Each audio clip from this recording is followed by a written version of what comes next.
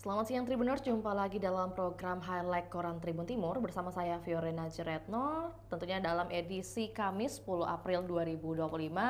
Juga semoga Tribuners dalam keadaan sehat juga berbahagia. Dan di edisi hari ini seperti biasanya kita akan menampilkan beberapa halaman juga rubrik informasi yang menarik di edisi hari ini dan bisa Anda saksikan di layar kaca Anda hingga selesai nanti. Dan di halaman utama kita edisi hari ini ada informasi dari kegiatan atau agenda besar yang berlangsung mulai hari ini, KKSS yang ke-12, di mana Andi Amran butuh 10 provinsi. Ini dikabarkan bahwa beliau akan menjadi calon ketua KKSS selanjutnya. Nah, untuk itu kursi ketua kerukunan keluarga Sulawesi Selatan atau yang disingkat dengan KKSS bakal berganti, di mana calon ketua KKSS setidaknya harus memenuhi minimal dukungan 10 provinsi agar bisa maju di ajang pemilihan. Musyawarah Besar atau MUBES KKSS ke-12 dan Pertemuan Saudagar Bugis Makassar atau yang disingkat dengan kegiatan PSBM ke-21 ini akan dimulai pada hari ini dan juga sudah berlangsung pada pagi tadi mulainya dan berlangsung di 4 Point by Sheraton Kota Makassar. Oleh Ketua Umum BPP KKSS Muhlis Watana menjelaskan jika memiliki dukungan 10 provinsi maka bakal calon tersebut bisa ditetapkan sebagai calon ketua dan maju berkontestasi. Saat ini KKSS memiliki 36 kepengurusan tingkat provinsi se-Indonesia. Dengan kutipan yang disampaikan oleh beliau, jadi itu kan anggaran dasar dan tatip merancang paling tidak ada 3 calon berdasarkan 36 provinsi, kata Muhlis Watana kepada Tribun Timur. Dengan adanya 36 kepengurusan, minimal 3 calon ketua bisa ikut bersaing memperebutkan tahta kepemimpinan. Jika 2 atau 3 calon ketua yang maju dalam pemilihan, maka sistem pemungutan suara akan dijalankan. Hal berbeda jika hanya ada 1 calon ketua, maka langsung dinyatakan sebagai formatur ketua umum secara aklamasi.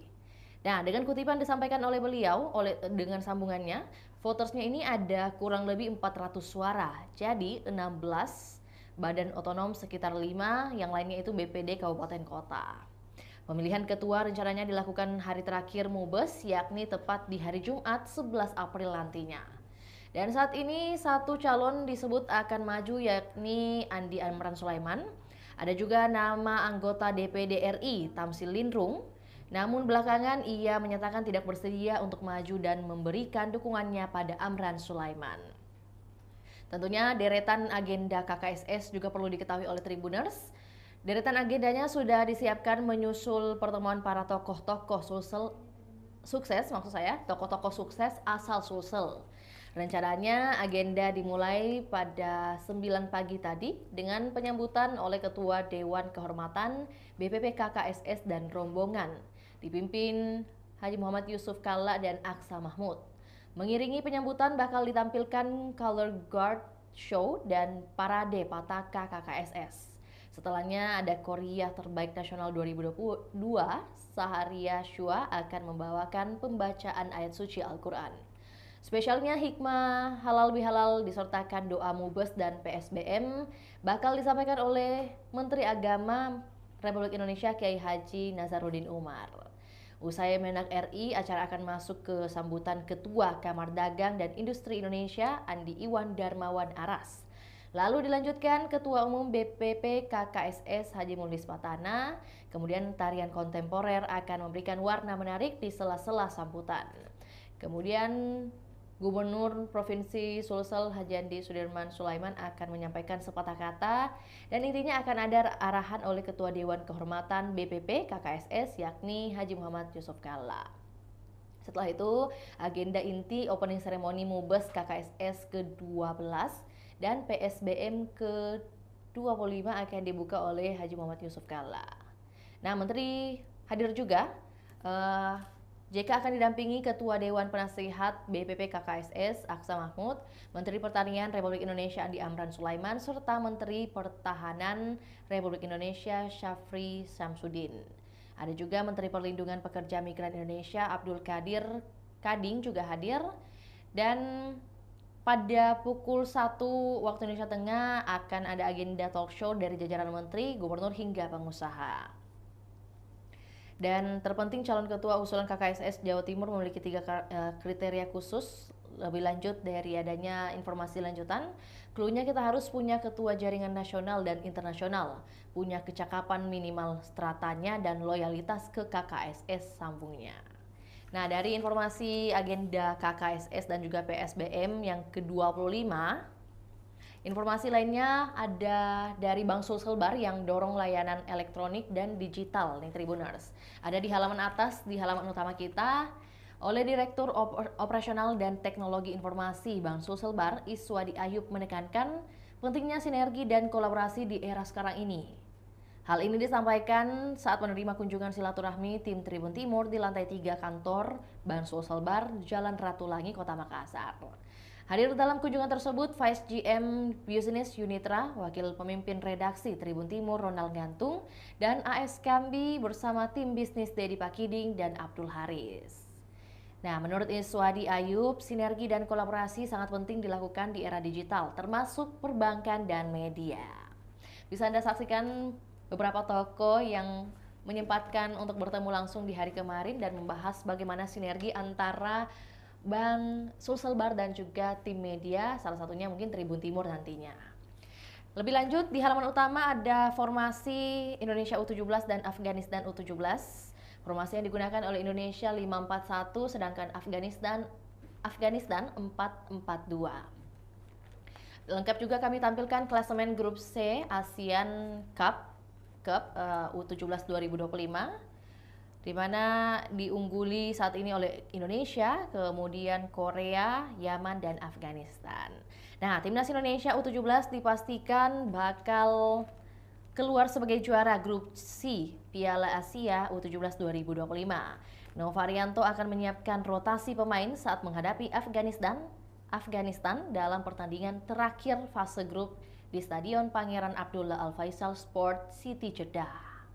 Skuad timnas Indonesia U17 memastikan menjadi juara grup usai meraih 2 kali kemenangan. Sementara Korea Selatan berada di peringkat kedua dengan torehan 3 poin, disusul oleh Yaman dan juga Afghanistan untuk di klasemen grup C ini. Nah, hari ini juga akan berlaga PSM Makassar versus Semen Padang, Tribuners. Jangan pandang enteng Kabau Sirah, tajuk yang kami tampilkan di edisi hari ini, di mana PSM Makassar kedatangan tamu Semen Padang pada pekan 28 Liga 1 2024-2025. Tepat di pukul 4 sore nanti akan berlangsung di Stadion Gelora B.J. Habibie Parepare. Kedua kesebelasan mengincar poin 3 untuk menjaga posisi di klasemen. Menghadapi tim yang berada di zona degradasi, pelatih PSM Makassar Bernardo Tavares mengaku tak ingin memandang enteng calon lawannya. Duel ini bisa dikatakan duel beda kasta. Tim Juku Eja berada di papan tengah klasemen dan berjuang masuk ke 5 besar. Mereka di peringkat 8 dengan 40 poin. Jika memetik 3 poin dari Semen Padang, akan naik ke peringkat 5 klasemen. Sedangkan Semen Padang berjuang keluar dari zona degradasi. Kabau Sirah menempati urutan ke-17 dengan 22 poin. Kalau menang bakal naik ke peringkat 16. Nah, disampaikan oleh Tavares, kita harus melupakan atau tidak menganggap posisi mereka di klasemen adalah cerminan kualitas tim ini. Kita harus abaikan hal tersebut untuk pertandingan ini. Kemudian masih di halaman utama, informasi dari Erwin Aksa.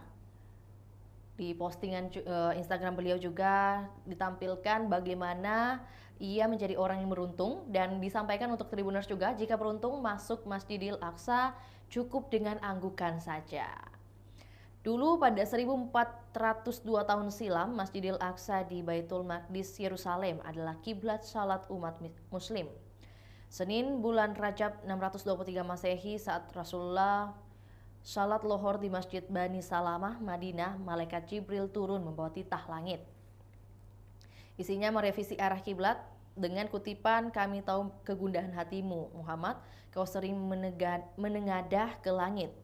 Palingkanlah wajahmu ke arah yang kamu suka, berpalinglah 180 derajat ke arah Masjidil Haram. Di mana saja kau berada, palingkan mukamu ke sana. Pada Jumat tanggal 4 April 2025 siang, Erwin Aksa bersama 3.000 Muslim Palestina menunaikan salat Jumat di Masjid Aqsa dengan memunggungi Baitul Masjid Maqdis Rock of Dome di Palestina. Keesokan harinya, Erwin dan 3 sahabatnya tawaf salat lohor di pelataran Ka'bah, lalu sa'i di Masjidil Haram, Arab Saudi. Dikatakan oleh beliau bahwa jika beruntung masuk Masjidil Aqsa hanya dengan anggukan saja, maka beruntunglah Anda diperbolehkan masuk ke Masjidil Aqsa tersebut. Dari halaman utama kita beranjak ke halaman berikutnya. Yang penting juga untuk kita bahas adalah di halaman 3 Tribuners. Untuk halaman 3 edisi hari ini adalah rubrik Sulsel dengan beberapa informasi datangnya dari Bulukumba, kemudian Jeneponto, Makassar, dan juga Kabupaten Maros.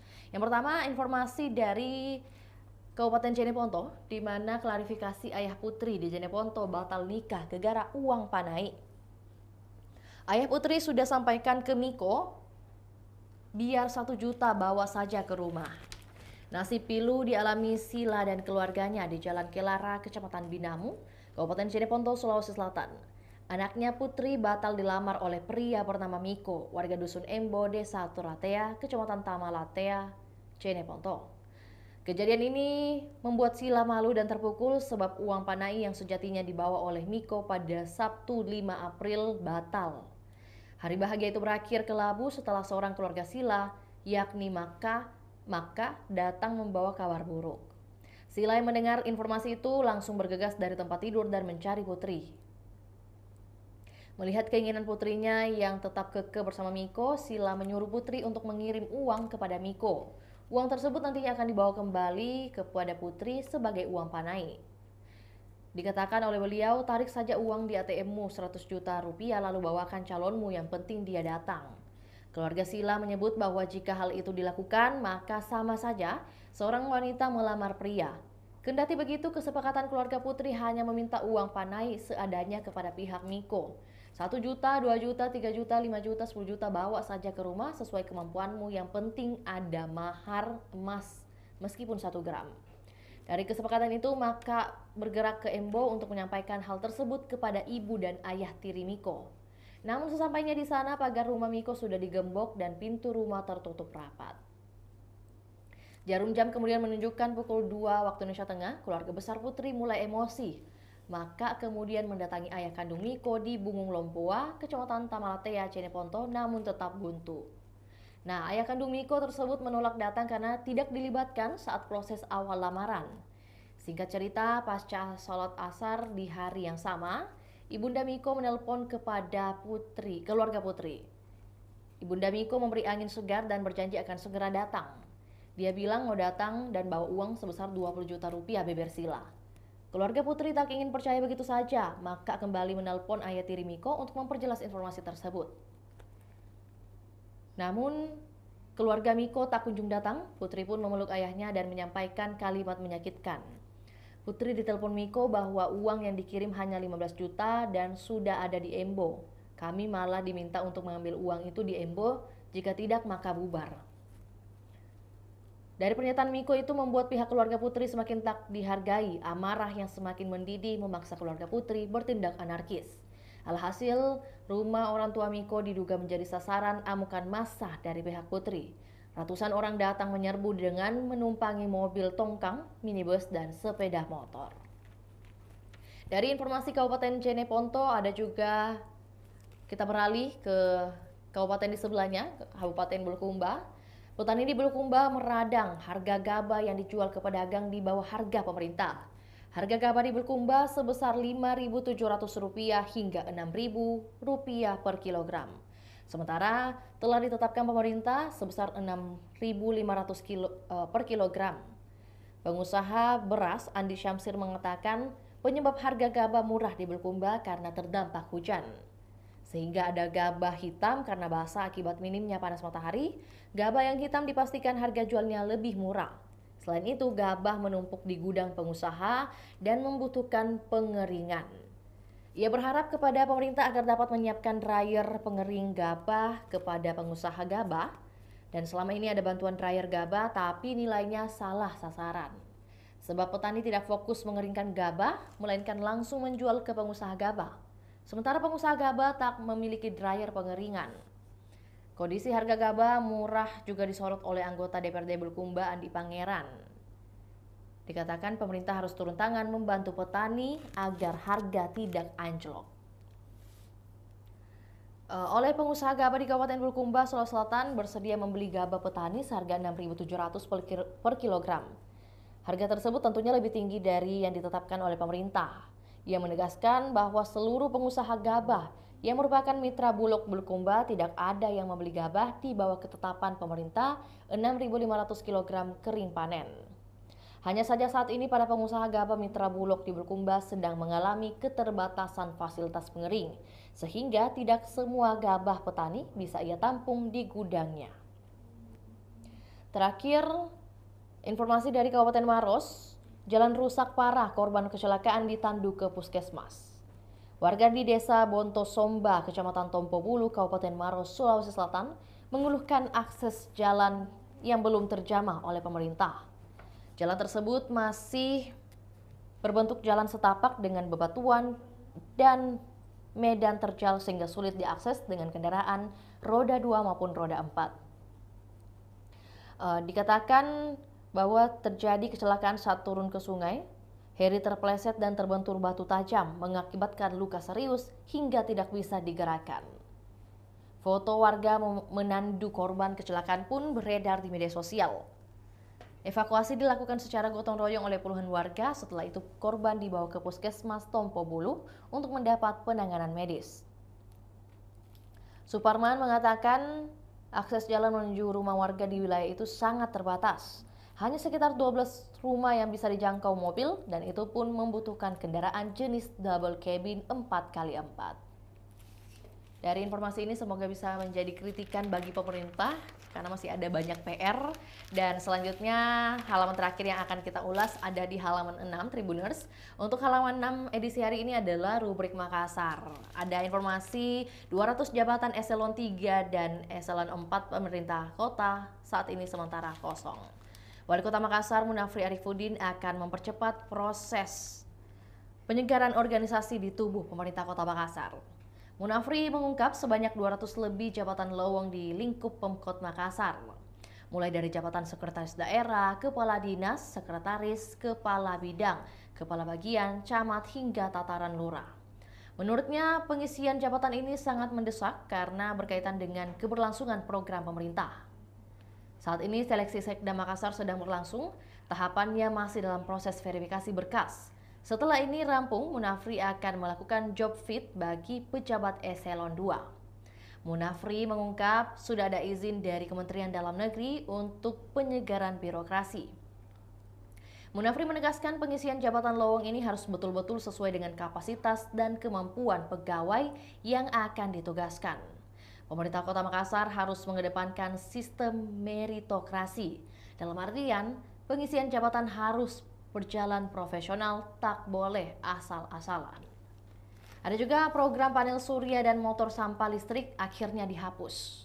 Dikatakan oleh Munafri Arifuddin, jadi fix 2 proyek yang ada di APBD pokok direfocusing. Anggarannya kita akan alihkan ke program yang lebih penting. Munafri memperkirakan sekira 600 hingga 700 miliar anggaran akan diefisiensi. Hasil efisiensi tersebut nantinya akan digunakan untuk mendanai program yang prioritas dan menyentuh langsung masyarakat. Rencananya anggaran motor sampah listrik akan dialokasikan ke pengadaan insenerator yang akan ditempatkan di seluruh kecamatan. Sementara anggaran panel surya dialokasikan untuk perbaikan sekolah-sekolah yang rusak. Ada juga gelandangan makin menjamur dan bukan hanya untuk orang dewasa tapi termasuk anak kecil juga Tribuners. Gelandangan di Kota Makassar menjamur selama sebulan terakhir. Tak jarang mereka sempat tidur di tepi jalan demi menunggu belas kasih pengendara yang melintas. Mirisnya anak kecil ikut dilibatkan hidup berdampingan dengan polusi kendaraan. Menanggapi hal tersebut, Kepala Dinas Sosial Sulsel Abdul Malik Faisal menyebut gelandangan kini dijadikan sebagai sebuah kerjaan menguntungkan. Penanganan di lapangan itu ada koordinir, jelasnya. Abdul Malik menyebut Mereka berdatangan dari beberapa daerah untuk mengadu nasib ke Makassar dengan menjadi gelandangan. Selama Ramadan lalu, fenomenanya sudah menjamur. Tapi sekarang sudah kembali, jelasnya penanganan memang dilakukan lewat kerjasama dengan Dinsos Kabupaten atau Kota. Hanya saja jumlahnya cukup banyak dan usai ditangani mereka kembali ke jalan. Penanganan terhadap gelandangan sejatinya dilakukan dengan pendampingan melalui UPT milik Dinsos melalui kolaborasi provinsi dan kabupaten kota. Terakhir dari halaman 6 atau rubrik Makassar ini ada informasi gas diduga jadi penyebab dapur KFC CPI terbakar. Dapur KFC di Center Point of Indonesia, Jalan Metro Tanjung Bunga, Kota Makassar terbakar pada Rabu 9 April 2025 sekitar pukul 4:20 waktu Indonesia Tengah dini hari. Sebelum kebakaran terdengar suara ledakan yang diduga berasal dari kebocoran gas. Dugaan itu dikuatkan adanya video dinding kaca bagian dapur yang pecah. Bahkan beberapa kursi dan meja dalam rekaman video juga terhambur. Sejumlah armada dinas pemadam kebakaran dan penyelamatan Kota Makassar diturunkan memadamkan api. Kabid Ops Damkarmat Kota Makassar Cakrawala membenarkan adanya peristiwa tersebut. Cakra mengaku ada 4 unit armada Damkarmat dikerahkan untuk memadamkan api. Selain mengerahkan 4 armada pemadaman, juga dikerahkan 1 unit tim rescue. Jumlah personel pemadam 20 orang, rescue 5 orang. Proses pemadaman berlangsung lebih kurang sejam dan objek kejadian pipa instalasi gas panjang dan luas objek kejadian 3x4 meter dapur. Api dikuasai pukul 5.30 waktu Indonesia Tengah. Namun belum diketahui pasti kronologi dan penyebab kebakaran itu. Tim Inafis Polrestabes Makassar sudah dikerahkan ke lokasi untuk melakukan olah TKP. Belum ada juga keterangan resmi dari pengelola restoran asal Amerika tersebut. Dan informasi tadi sekaligus menutup perjumpaan kita pada edisi hari ini Tribuners. Terima kasih Tribuners senantiasa menyaksikan program kita setiap harinya. Dan jangan lupa juga saksikan program reguler lainnya yang akan kami hadirkan setiap harinya untuk Anda. Saya Fiona Nejeretno mewakili kru yang bertugas pamit undur diri. Selamat siang dan sampai jumpa. Download Tribun X sekarang. Menghadirkan lokal menjadi Indonesia.